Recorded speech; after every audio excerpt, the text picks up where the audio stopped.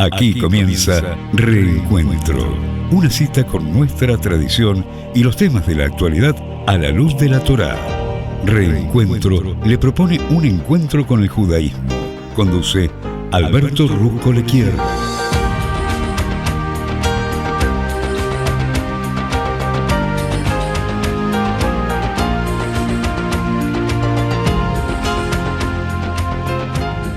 Muy buenas tardes, aquí Alberto Rusco Lequier los saluda y le da las gracias por estar compartiendo aquí desde la querida ciudad de Buenos Aires este programa, este encuentro que yo denomino Reencuentro. Y la invitación es para beber en los exquisitos e inagotables manantiales de sabiduría de la Torá para tratar de salir más ricos que como lo hemos comenzado. El día de hoy, que corresponde al día 12 del mes de Av del año 5784 en el calendario hebreo, te quiero recordar que el horario para prender velas de Shabbat hoy en la ciudad de Buenos Aires está establecido a las 18 horas 06 minutos y el Shabbat termina mañana a las 19 horas 03 minutos. Muchísimas gracias por estar conmigo. Siempre el ser humano a través de la vida se hace muchas preguntas. La libertad, el compromiso, el amor. Y claro, uno trata de que el amor dure. ¿Cuál es la fórmula? ¿Hay una fórmula? ¿Tiene que ver? ¿Hay una relación entre el compromiso, el amor y la ley? Vamos a tratar de bucear en estas incógnitas para tratar de develarlas un poco. Bien, cuando hablamos de pactos y de compromisos, tiene mucho que ver con cómo vivimos nosotros los seres humanos. Por ejemplo, mucha gente aquí en Occidente tiene aversión a los compromisos. Claro, no nos queremos atar incondicionalmente o en forma concluyente a algo o a alguien. También existe en este mundo de la modernidad o posmodernidad, nadie sabe bien qué es la posmodernidad, pero se utiliza como término, que la mentalidad de mercado que está predominando ahora nos anima a probar absolutamente de todo y mantener opciones abiertas para elegir la versión más conveniente. Entonces, los compromisos de lealtad son muy pocos. ¿Qué es la libertad? La libertad es como concebida por algunos como una ausencia de restricción. Claro, porque no nos gusta estar atados. Pero ¿cuál es la libertad que verdaderamente vale la pena? Y la verdadera libertad que vale la pena es la libertad para, o sea, la capacidad de hacer algo difícil y que requiere esfuerzo y que requiere capacidad. Alguien dijo de una manera muy inteligente, si alguien quiere tener la libertad de tocar el piano, hay que encadenarse al piano y practicar todos los días. La verdad que la libertad en este sentido no significa ausencia de restricción, sino elegir la restricción adecuada. Y eso significa un compromiso. Y este compromiso lleva a elegir, a descartar otras opciones. Alguien una vez dijo que para él la definición preferida de compromiso era enamorarse de algo y luego construir una estructura de conducta que lo sostenga para el momento en que el amor decaiga. La verdad que cuando nosotros vemos en la Torá que estamos precisamente transitando el último libro de la Torá, el número 5, que se denomina el libro de palabras, Sefer Devarim, estamos hablando también de discursos que dan Moshe en los últimos tramos de su vida. La verdad que es un legado ético para las generaciones futuras, pero también es la confirmación de las leyes y la historia del pueblo judío a partir de su estadía en Egipto. Pero la verdad que se trata finalmente de lo que dice Moshe, de una afirmación fundamental del judaísmo, que este relato intenta integrar la narrativa y la ley en una visión coherente, lo que sería crear una sociedad libre, gobernada por la ley, bajo la soberanía del Creador. Claro, una sociedad de justicia, compasión y, por supuesto, qué duda cabe, respeto por la dignidad humana. Y esto está concebida en base a un acto de consentimiento mutuo entre el Creador hacia un pueblo. Y como es mutuo también, del pueblo con el Creador. Veamos, el compromiso en sí es un acto de amor. Porque en la esencia de este acto, incluso están las palabras de la Shema, lo que se recita, oye, Shema Israel, que están precisamente en la parashá de esta semana. Precisamente están en la parashá de esta semana. Cuando dice, amarás al Señor tu Dios con todo tu corazón, con toda tu alma y con todas tus fuerzas. Porque la Torá también es una narrativa, yo diría, fundacional y de una tensa y a veces tempestuosa unión entre el Creador y el pueblo, frecuentemente terco, claro, el pueblo. En definitiva, esto es una historia de amor. Incluso en el libro de la Torá vemos ver cuántas veces se utiliza el concepto del amor, la frecuencia con la que aparece la palabra amor, ahavá. Y esto aparece en los 5 libros de la Torá. Como ejemplo, en Génesis, el primer libro, figura 15 veces. Pero en ninguna de estas referencias se refiere a la relación de Dios con un ser humano, porque trata sobre los sentimientos entre los esposos o de los padres con sus hijos. Y por supuesto en los otros libros, ya sea de Éxodo, Levítico, Números y de Deuteronomio, también está la palabra amor. Digamos, en Deuteronomio, por ejemplo, figura 23 veces. Y escuchamos, claro, referencias sobre el amor, como te dije, tanto del pueblo al Creador y del Creador al pueblo. La verdad es que incluso cuando vemos que el episodio de Bilam, cuando quiere maldecir al pueblo judío, se torna la maldición en bendición. ¿Por qué? Porque el Creador ama al pueblo. Claro, entonces uno se pregunta, ¿cómo están conectados estos conceptos? Por un lado tenemos la apasionada declaración de amor por parte del Creador a un pueblo. Pero por otro lado hay un código legal que cubre la mayoría de los aspectos de la vida de los individuos y de la nación, una vez que entran en la tierra de Israel. Entonces vemos que hay ley y amor, pero ley y amor no son cosas que naturalmente van juntas. ¿Qué tiene que ver una cosa con la otra? Una vez un escritor escribió que compromiso es quizás enamorarse de algo y luego construir una estructura de comportamiento alrededor para sostener este amor en el tiempo.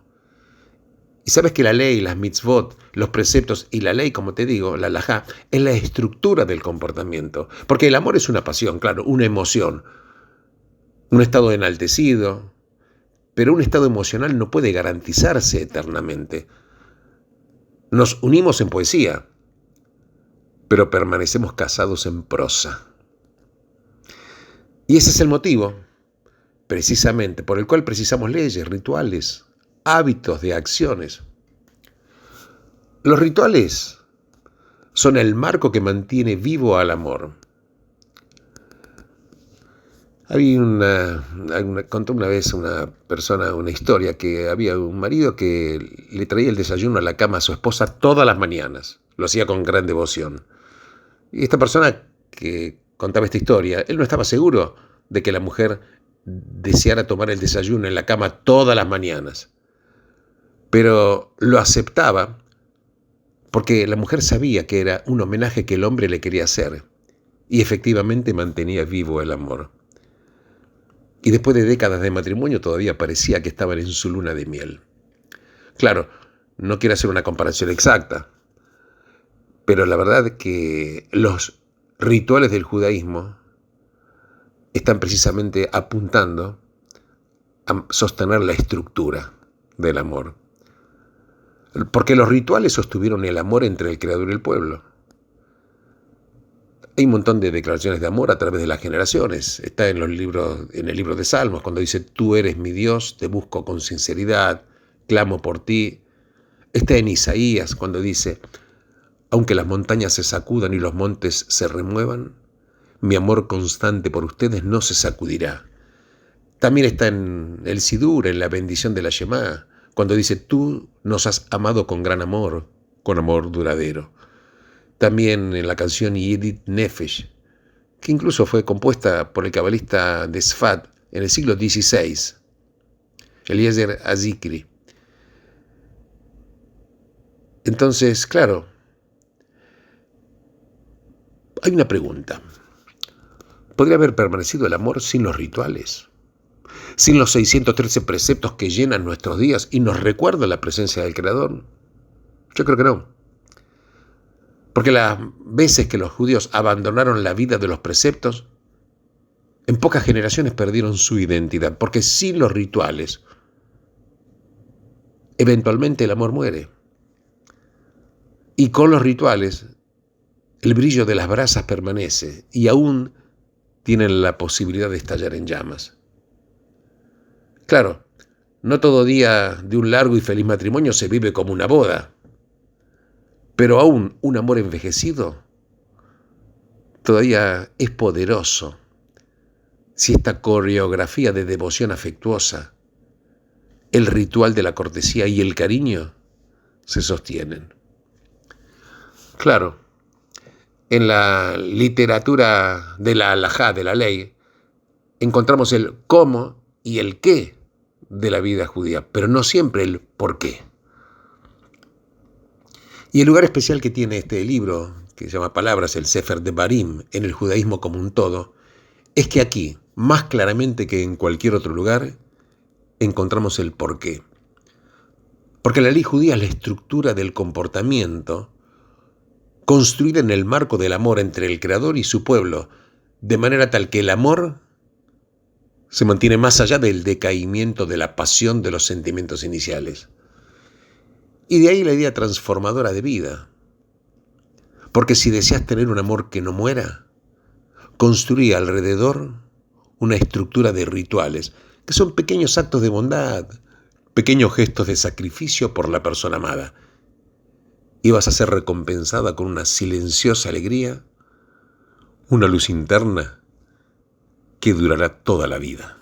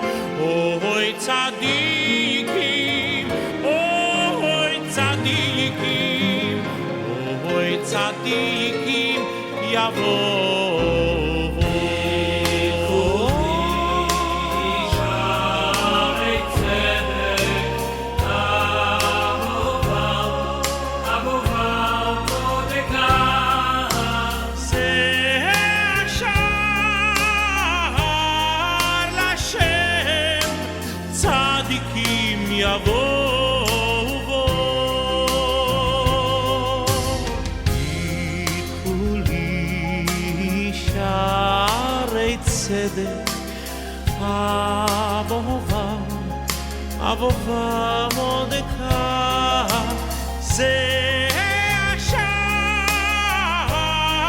לשם צדיקים יבואו בו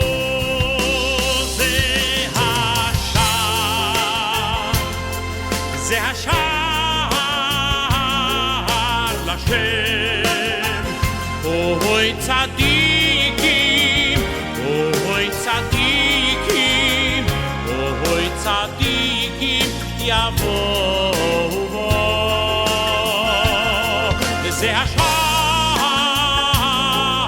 לשם אוי צדיקים אוי צדיקים אוי צדיקים יבואו בו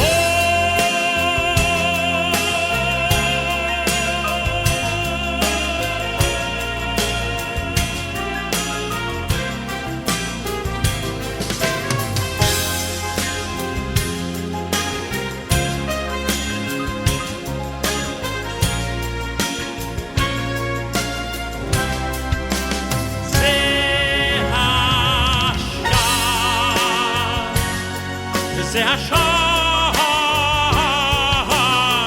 לשם אוי צדיקים אוי צדיקים אוי צדיקים יבואו בו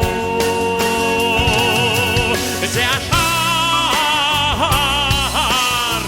לשם אוי צדיקים אוי צדיקים אוי צדיקים יבואו בו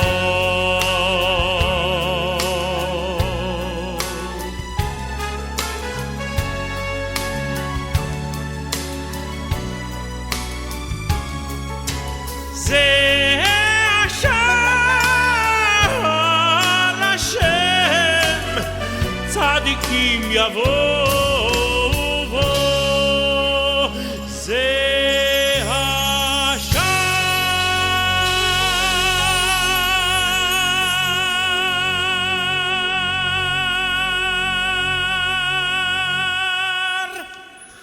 Siempre cuando el pueblo de Israel, el pueblo judío, enfrenta dificultades, a veces hay temor de que, bueno, tenemos el riesgo de desaparecer, dicen algunos, porque somos un pueblo pequeño.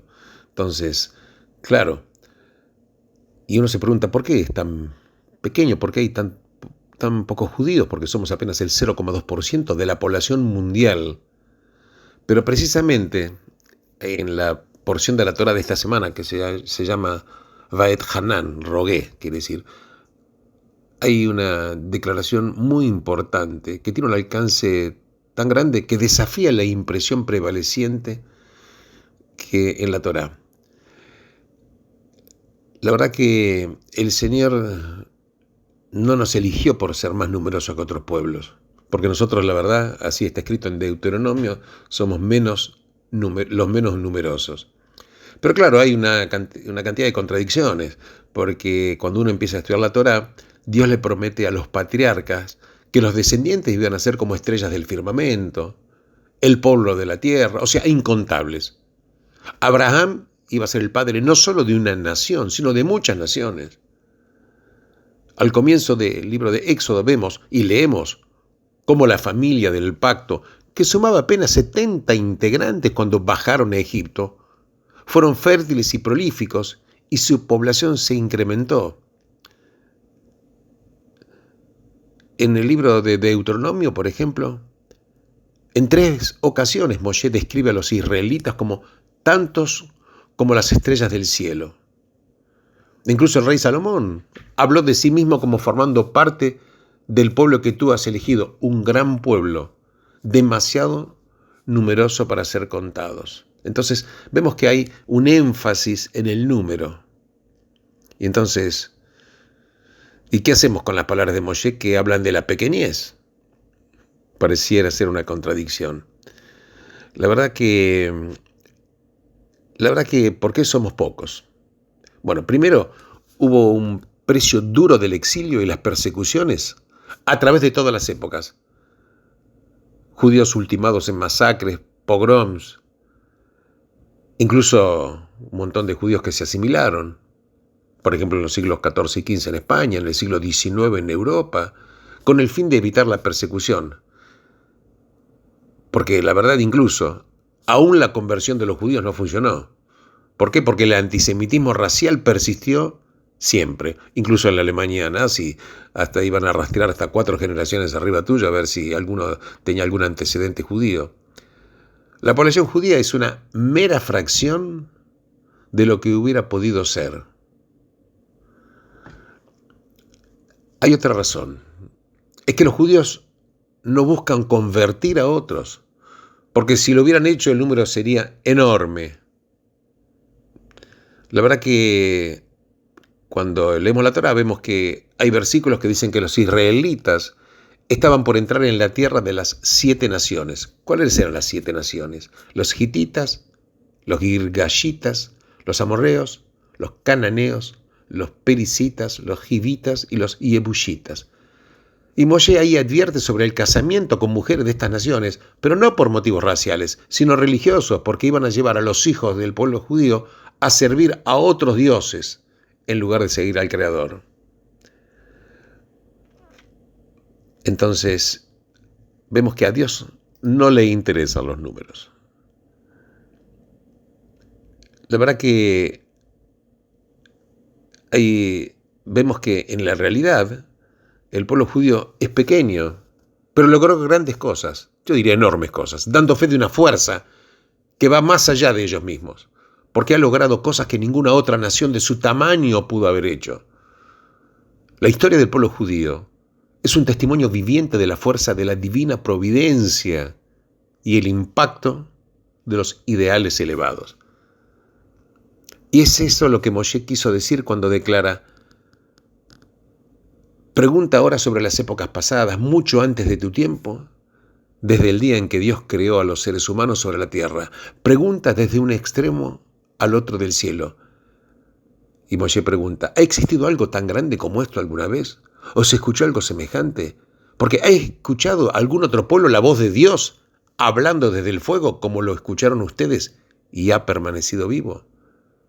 ¿Ha existido algún otro Dios que ha sacado para sí una nación de dentro de otra nación por medio de pruebas, señales, mediante la guerra, con mano poderosa y brazo extendido, o mediante grandes e impactantes hechos, como todas las cosas que el Señor tu Dios hizo por ti en Egipto, ante tus propios ojos? Esto está en Deuteronomio.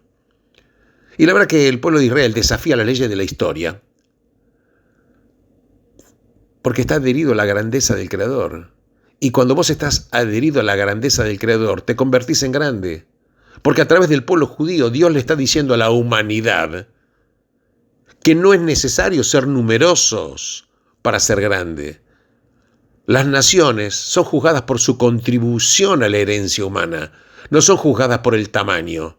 Y la prueba más contundente de esto es que una nación tan pequeña como la judía pueda producir un flujo continuo, renovado de profetas, poetas, sacerdotes, filósofos, sabios, santos, alajistas, codificadores, rabinos, comentaristas, directores de academias talmúdicas, etc. Ha producido este pueblo uno de los más grandes escritores, algunos de los más grandes escritores, artistas, músicos, cineastas, académicos, intelectuales, innovadores tecnológicos, incluso fuera totalmente de toda proporción en relación con su número. Los judíos pueden verse como juristas, abogados, etcétera, peleando contra la injusticia, economistas luchando contra la pobreza, médicos que luchan contra las enfermedades, maestros que luchan contra la ignorancia, terapeutas luchando contra la desesperación, contra la depresión. En definitiva, no se requieren grandes números para agrandar el horizonte espiritual y moral de la humanidad. ¿Y qué se necesita? Se necesitan otras cosas totalmente distintas, que son un sentido del valor, un sentido de la dignidad del individuo, del poder, de la capacidad humana de transformar el mundo, de la importancia de darle a todos la mejor educación posible, de hacer que cada uno de ellos asuma la responsabilidad colectiva de mejorar la condición humana. Porque en definitiva el judaísmo nos pide que tengamos la voluntad de tomar estos ideales elevados y ponerlos en práctica aquí en el mundo real, sin que las posibles frustraciones y derrotas nos afecten. Esto es evidente aún hoy, entre el pueblo de Israel en el Estado de Israel. Este pueblo que incluso está criticado por tantas naciones, ridiculizado y denigrado en gran parte del mundo. Pero sin embargo Israel sigue produciendo milagros en muchos campos: medicina, agricultura, tecnología, arte. Es como si la palabra imposible no existiera en la lengua hebrea. Porque Israel sí sigue siendo una pequeña nación, rodeada, como en los tiempos bíblicos, por naciones más grandes y más fuertes. Pero la verdad permanece, como dice Moshe: el Señor no les dio su afecto a ustedes por ser más numerosos que otros pueblos, pues ustedes son los menos numerosos. Y este pequeño pueblo sobrevivió a los imperios más grandes del mundo para entregar a la humanidad un mensaje de esperanza, porque no es necesario ser numeroso para ser grande. Lo que se requiere es estar abierto a un poder más grande que uno mismo. Se requiere es estar abierto a un poder más grande que uno mismo. ¿Vos sabés que se comenta que el rey Luis XV de Francia le pidió una vez a Blaise Pascal, este matemático brillante y teólogo, que le diera una prueba de la existencia de Dios? Y se dice que Blaise Pascal le dice a Luis XV: la prueba, Su Majestad, son los judíos.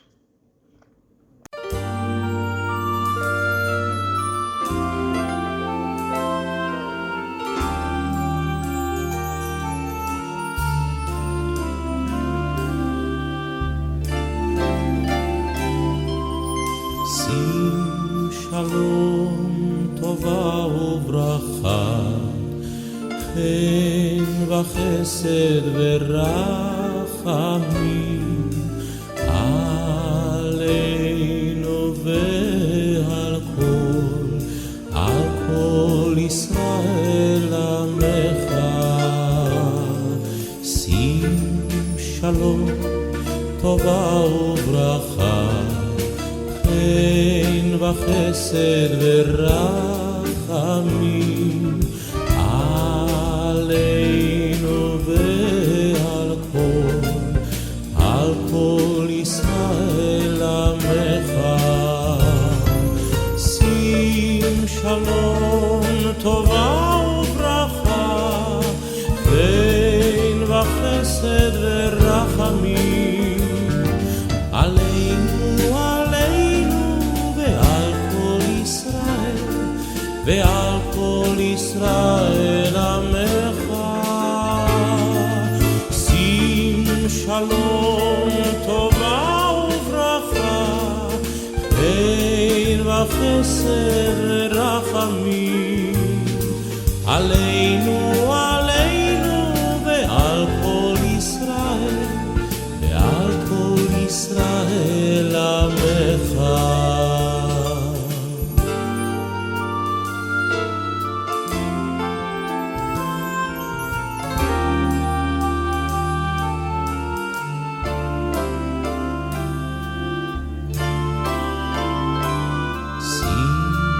Shalom tova ubracha, chen v'chesed v'rachamim aleinu ve'al kol Yisrael amecha. Sim shalom tova ubracha, chen v'chesed v'rachamim aleinu ve'al kol Yisrael amecha. Sim shalom tova ubracha, chen v'chesed v'rachamim עלינו, עלינו ועל כל ישראל, ועל כל ישראל עמך.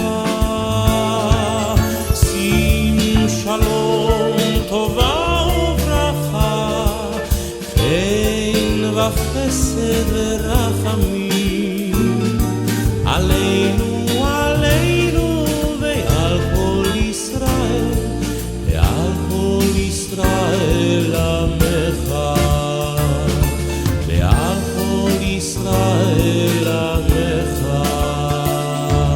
ועל כל ישראל עמך.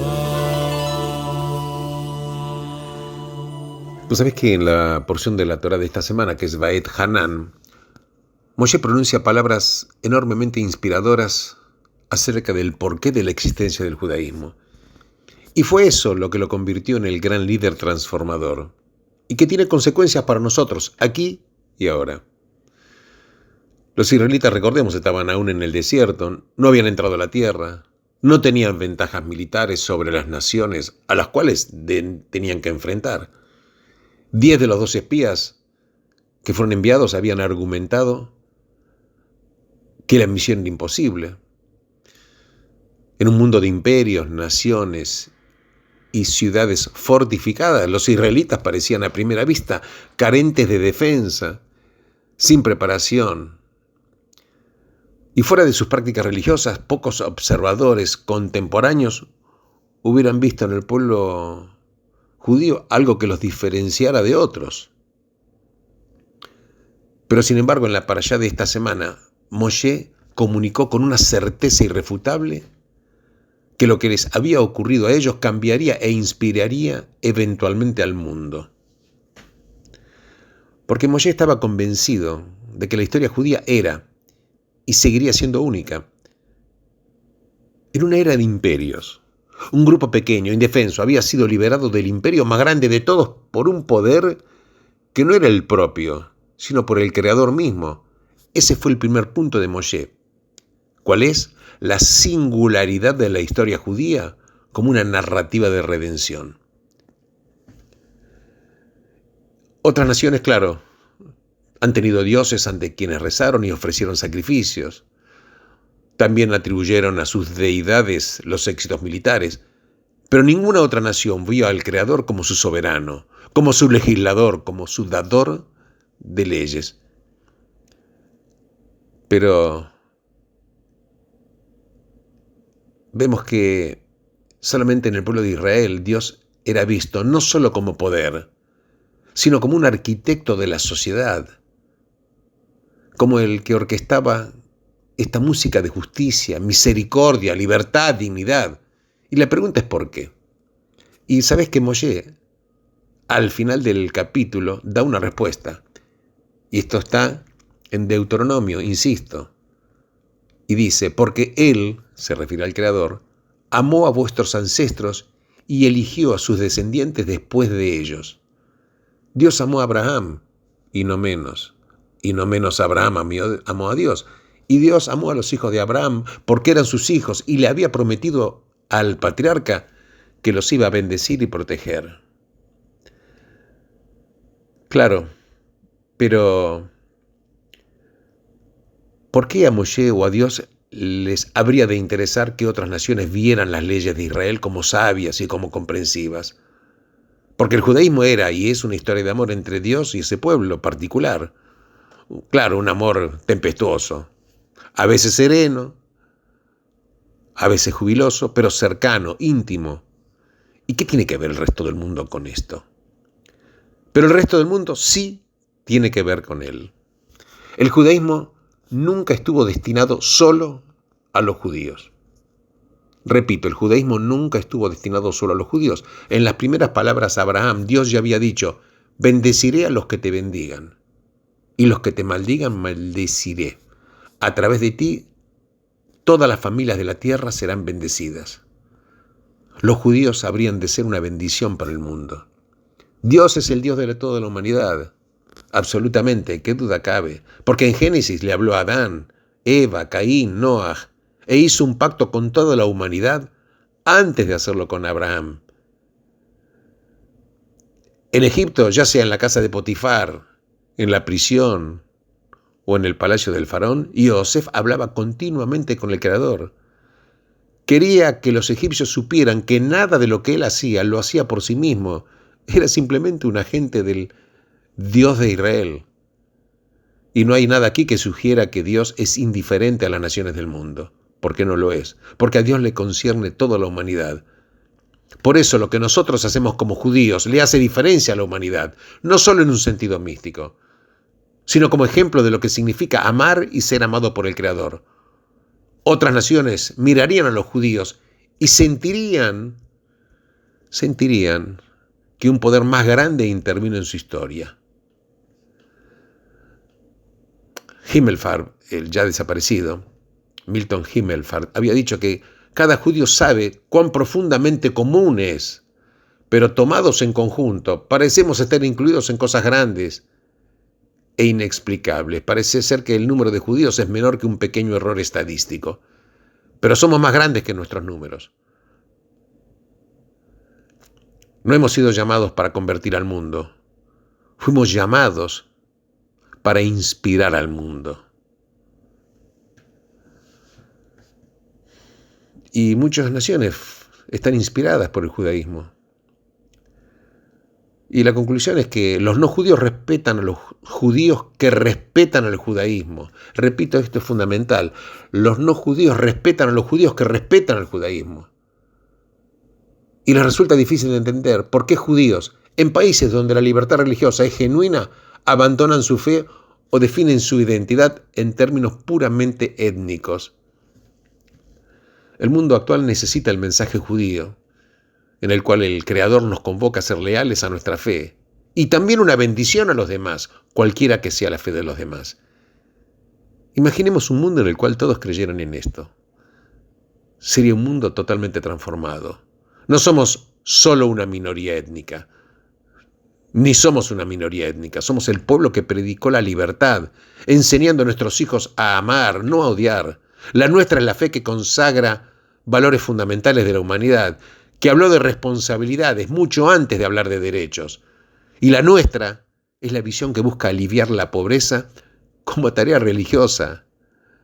Porque como decía Maimónides, no se puede pensar en exaltaciones espirituales si estás hambriento, si estás enfermo, si no tenés techo o estás solo. Hacemos esto no por ser conservadores o liberales, demócratas o republicanos, sino porque entendemos qué es lo que el Creador pretende de nosotros. Mucho se escribió en día del qué y el cómo del judaísmo, pero poco acerca del por qué. Moshe, en el último mes de su vida, nos enseñó acerca del por qué. Y así fue, como el más grande de los líderes, inspiró la acción a seguir, desde sus días a los nuestros. Porque si querés cambiar el mundo, tenés que comenzar con el por qué. Bien, yo les agradezco enormemente haberme acompañado en este día tan especial con estas enseñanzas de la Torá.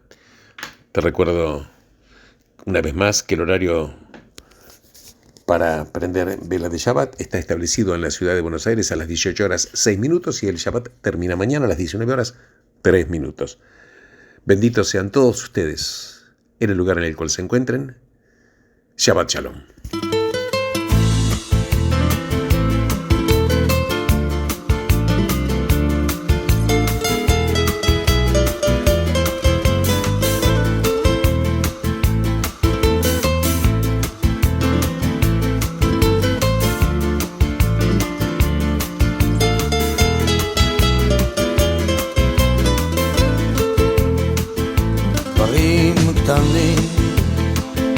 דברים פשוטים וקצת הפתעות באמצע הדרך, זמנים חולפים ומשתנים. אתמול אתה היית מלך, לאן פרחו הציפיות ואיך נשארת בלי תשובה, עוד לא הספקת לעשות נשאר מכל העבר? הכל תלוי בך חבר, היה חזק אל תישבר, אל תיתן לעצבות בך לפגוע, היה חזק ותתגבר. הכל תלוי בך חבר, היה חזק אל תישבר, אל תיתן לעצבות בך לפגוע, היה חזק ותתגבר.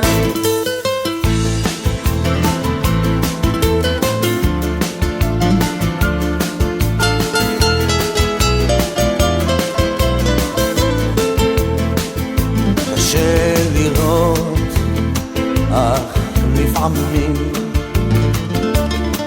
גלגל נסגר באמצע הסיפור, ואין כבר כוח לגופך יותר למשוך. יכולת לוותר אבל לך אסור. הכל תלוי בך חבר, היה חזק אל תישבר, אל תיתן לעצבות בך לפגוע, היה חזק ותתגבר. הכל תלוי בך חבר, היה חזק אל תישבר, אל תיתן לעצבות בך לפגוע, היה חזק ותתגבר. המסקנה חבר, אסוף את כל הכוח, קל יותר לדבר כשהפחד משתחרר. למרות הכל אתה מבין שזו הדרך, היה חזק חבר, היה חזק. הכל תלוי בך חבר, היה חזק אל תישבר, אל תיתן לעצבות בך לפגוע, היה חזק ותתגבר. הכל תלוי בך חבר, היה חזק אל תישבר, אל תיתן לעצבות בך לפגוע, היה חזק ותתגבר.